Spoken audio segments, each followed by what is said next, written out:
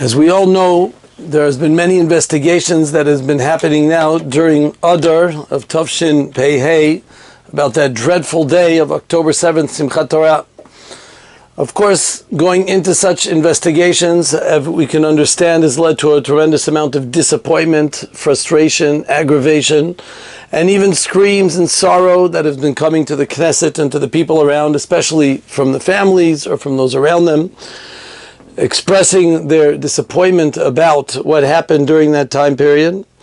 Overall, what they've noticed is that these aren't signs that just came up that they had recently during that time period, but over 10 years they've already have experienced certain signals of these ideas and the concept of making a breakage into and destroying all of Eretz Israel. Their idea was to go ahead and conquest the whole entire land, so to speak. And starting from the south, they planned on moving north. They already started from the time of 2014 under the accursed Muhammad death that Baruch Hashem was knocked off during the past war. And he was starting up having a proper, what we call a Zroa Tzva'i, a proper army. It ended up just from going from a guerrilla Hamas group to a proper army, organized type of terrorist organization for the sole purpose of breaking into Eretz Israel and destroying everybody that exists here. These tochniyot, these ideas, they learned about a little bit more in 2016 when they found a certain tochnit known as all the plans known as Chomat Yericho, where they actually had specific plans of going underground and breaking in and kind of making surprise appearances in different people's houses, destroying entire kibbutzim, especially in the area, by going ahead and furrowing in their evil tunnels to be able to cause the havoc and the destruction which we know that they're oh so familiar with. During the time, as we all know, of the famous 3 hostages that were kidnapped and were eventually found, at that time period, it was basically an open miracle that those 3 hostages, because of the whole war that erupted, because of that instance. And when we were searching for them, it ended up having us realize that they had many of these tunnels, and during the time of Rosh Hashanah, they were planning on actually coming in and doing such a surprise attack, exactly with the same ideas of killing many, capturing as many as they could in the time period. And that's was another hint that this is happening. But we paid not so much attention. The Ashkacha Pratis was kind of ignored, and we said, okay, it can't be serious. How serious could these types of things be? They developed special units in the Hamas known as the Nukhba. It's a very bad word in our society over here. I assume Americans are not familiar, but the Nukhba are known as the most guerrilla, evil. Mamish, the Satan himself is scared of these people. They are the people who have nothing to do with any meaning for life. They go to kill, destroy, and absolutely cause chaos, anything that walks in their direction. They've been trained to do the absolute craziest things that exist and to live the life of evil that we are oh so familiar, unfortunately. They were the ones who especially were leading the attack on October 7th, and we've seen what these people or these animals are capable of doing.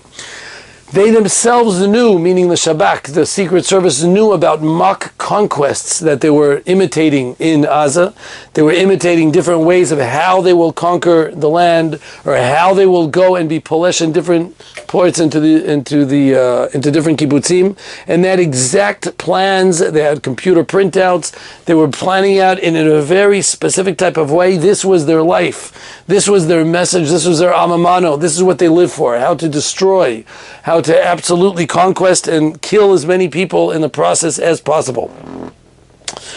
And having all these notes, even though it didn't seem to help, they didn't put 2 and 2 together. During the time of Corona, when everything of Torah was shut down, over there they were going through a bunch of imunim practice runs, going through a tremendous amount of different exercises in this in order to be able to do it and reach perfection when they would go ahead and do this attack. And here we are sitting, as I could say, like sitting ducks, and not knowing or not expecting or just not realizing how serious the ramifications of everything they were doing could be done. And the hardest part, of course, is on the day itself, because on the day itself there were over 5 different simanim, signs that were showing what was happening. One is that they were going up and back and forth from the tunnels, in and out, could be seen through satellite dishes. And they even sent a couple rovers to be able to see what was happening.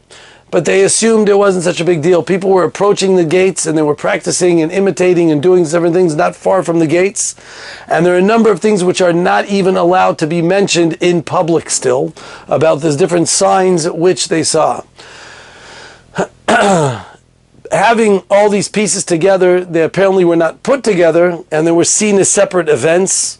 And therefore, they were not taking it as a serious event until, of course, we know 6 in the morning, the rest was history. But the most thing that disturbs most people is even after they broke in and killed and havoc, the amount of hundreds of people and soldiers that they killed, it took a long time for some type of help to come. There was no organized help that come. Many people who heard about it came quickly with their guns and tried to do what they do. People did incredible Herculean type of rescues. It's unbelievable. They were able to kill literally a single person. I personally know someone who was able to kill 50, 100 people before he himself was unfortunately killed. People were able to do tremendous amounts on an individual basis, but there was absolutely nothing organized. Nobody knows what happened to the planes, to the helicopters, to the tanks. Nothing appeared until closer to nightfall, when already we understood that most of our captives were already taken, over 250, as we're familiar with, over 1,000, 1,200 casualties, as we're familiar with. And it took almost 2 days to clear it up. Until the nightfall already, there was a little bit more of control. But it took a long time before people came in, and therefore they're working to figure out what they call, I express, a mechdal.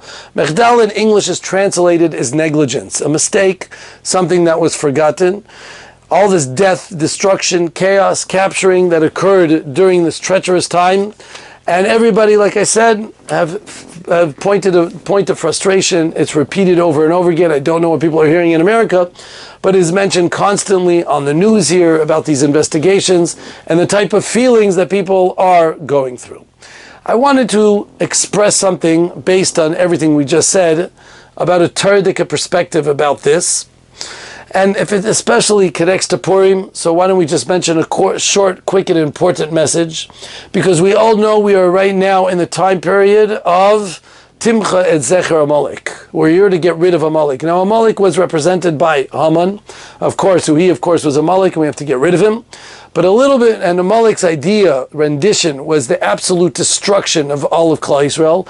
Don't leave one around, a Hitlerist, as we're familiar with, to totally clean up the slate, leave them all alone. But don't forget that Haman was located in Persia, in Paras, in the place that we are now fighting against. All these tentacles that we are dealing with, of course we know, everybody knows, going back to Iran.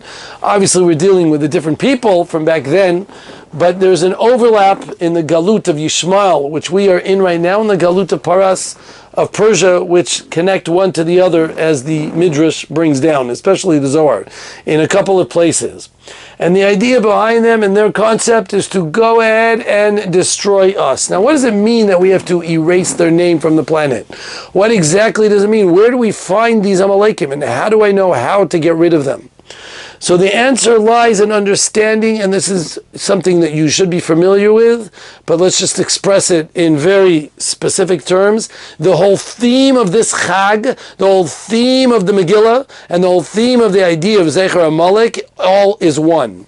It's the idea of happenstance. It's the idea of coincidence. It's the idea of accidents, or as I said before, a mechdal, negligence. When people are busy throwing out expressions like that, you have to realize that these are exactly the words of Amalek. And I read to you from the Psukim, Asher karcha b'derech, which we read on Shabbat when we're discussing Amalek. Vayiged Mordechai et asher karo, everything that happened with the mikra that happened. Ben beno shel karo, Haman is called the son, the grandson of karo, of mikra, of accidents, of happenstance, of chances, of things that happen, and what can we do? And it's so frustrating and irritating, and I'm annoyed because it shouldn't have happened, and it could have been stopped, and we should have stopped it, and if only this, and if only that. Ben beno shel karo. That's who Haman was. That's what Amalek is, because Haman comes from the tzatzaim of Amalek. As the pasuk says, "V'yisaper Haman l'zeresh ishtoi." When Haman, after having that horrible day that he had to take around Mordechai around, he sent it over to all his loved ones in zeresh ishtoi at kol asher Karahu, says the Vilna Gaon, says the Malbim, Kol Asher Karahu ben Beno Shel Karahu. Again, he attributed it all to Mikra. Everything that was happening that was going against him, it was still Mikra and accidents and mechdals and negligence, and how could it happen? And it should have, if I only didn't walk into the palace at that time, and if I only didn't say those words to the king, it would have never happened. Boom, so frustrated. What do we see? A Haman with so many riches, with so much covered. The whole entire Megillah, he's frustrated, he's irritated, he's annoyed, he's complaining, because he's never satisfied, because he's living the life of Karahu. He's living the life of Mikra, of chances, of accident, that there is no Ashkacha. There is nothing above. Amalek doesn't believe in anything above. They take milas and they throw it to Shemayim. As opposed to a Mordechai, who is on the opposite end of the spectrum. What does it say? Mi yodeyim le'ed kazot, he got the Malchut. He realized that the only reason why Esther was there is for this reason, to be able to be Matzah Klal Yisrael. As Rashi brings down on the Pasuk, B'chol yom Mordechai mitalech lifnei chatzer beit hanoshim, when Mordechai was passing by in front of the Beit HaNashim on a constant basis, says Rashi, why?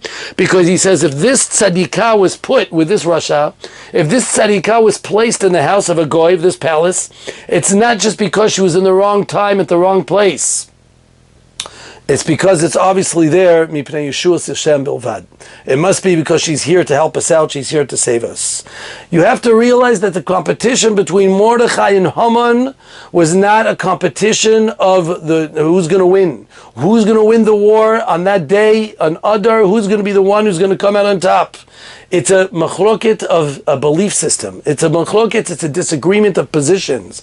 It's a disagreement of ideologies. When we talk about being moched zecher Amalek, we're not talking about more than an ideology. When we talk about getting rid of Hamas, we all know the difficulties behind getting Hamas. We're much bigger, we're much stronger. Why can't we get rid of them? Because we're familiar, everyone knows.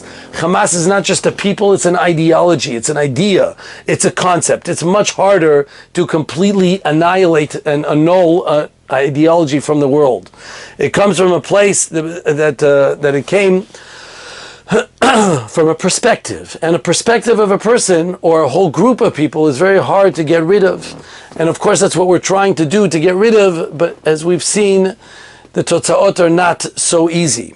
The whole entire Chag is called Purim. Why? Al Shema Pur. The Pur, because of this Goral, because of this lottery, that happened to be an event that happened in this whole nice performance. Very nice. And the Megillah it talks about some Pur, but why name the whole entire Megillah Al Shem this Pur? Because that is the theme of the whole entire night. That's the theme of this whole entire scenario. The theme is that everything is a goral. Everything is just it's a raffle. It's just up for grabs. You could look at a raffle in two ways, because that's what Haman was looking at. It's haphazard. What's better to do is the most teva, most naturalistic haphazard event that could be. Let's throw a raffle. We'll throw a goral. We'll just throw a lottery and let it happen. We'll play a game of poker. That's what it is. Some people can see it as a chance, and some people can see it as a shkacha pratit. It depends if you're a Mordechai or are you a Haman. Are you playing the game of Amalek? Are you playing the game of coming from his perspectives of Haman and Amalek, or are you coming the perspective of coming and realizing that Miladel La'eit Kazot got the Malchut, that you're coming from this perspective of making difference? That's why it says Purim in the plural. It doesn't say Pur, it says Purim, a double lashon, because the Hagrala can be seen with two different visions. It can be seen with the vision of something happening by accident and something not.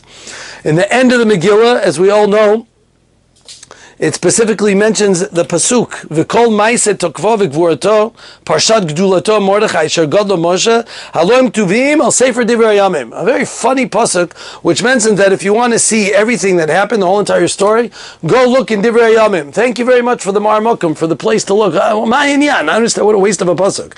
What's the inyan of writing where to look if you want to see the whole entire story? Because it's coming to tell us a very important yesod, that this story of Purim is not history. Don't read about facts, don't read about dates, and don't read about events. That's not what we're reading here in the Purim. If you want events and facts and dates, go look in Divrei Yamim over there in Persia. They have the Chronicles, and you can go look it up.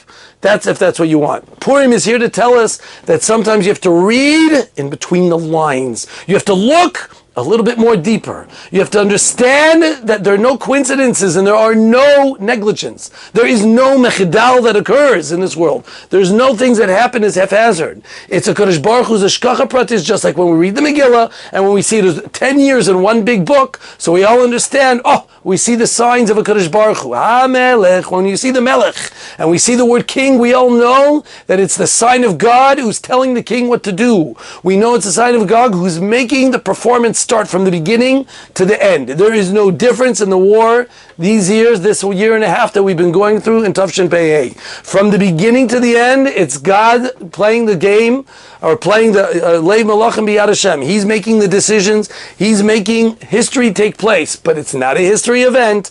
Don't read it like you took a history class in school. You have to read it like an igeret, like a letter.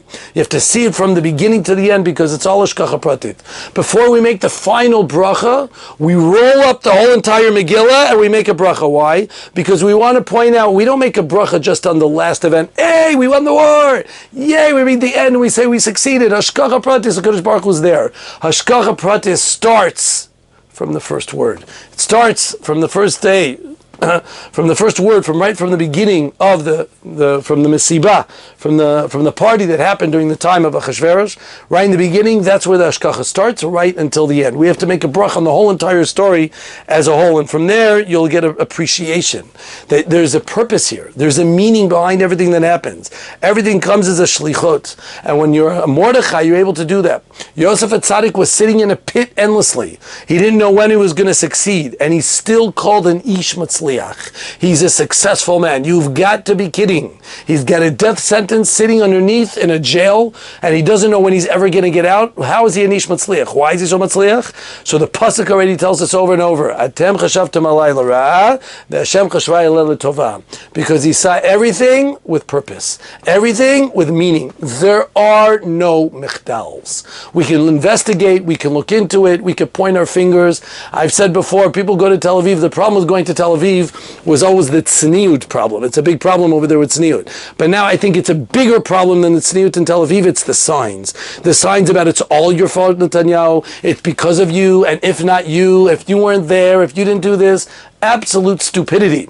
And it comes from people who are so screaming, disappointed, and upset. And I'm not referring to the families, Chas v'Shalom, who have captives there. Obviously, we understand we're nosa ba'olim chaver, Rachman al-Tzon. We should never have such an experience, an unbelievable experience that no one can relate to such a horrific event. I'm referring to all the people who have no God above them. They have no reason or wrong to believe that something happened from above. And you should know so many of the captives, as we said in the previous Shurim, have come connect to God because they finally have seen a Kodesh Baruch Hu take care of them, lead them one piece to the next. If they can see it, then we can do it too. We have to make this time to realize that the only way to be Moichet Zecher Amalek is not just by reading a few psukim on Shabbat. The way to erase it is to take away what Amalek stands for, coincidence. Amalek stands for chance. Amalek stands for a goro. Amalek stands for everything that has to do with a mechdal, that it all happened by accidents, by happenstance. It happened, it could have been prevented, if not this, if that. No. We live in a world of Hashgacha Pratit. We live in a world that we know Kodesh Baruch Hu plays the strings. We live in a world where a person who is a believing Jew understands that real menuchat nefesh, a real satisfactory place to be, a real person who's living with a real connection to this world understands that everything comes because Atem chashavtem alai l'ra, Kodesh Baruch Hu hashav l'tova. Because the Kodesh Baruch Hu is the one who's playing the game, putting the pieces in Bezrat Hashem. This war will come to an end soon, and we'll be able to see Mashiach Tzidkenu b'mira b'yameinu. Amen.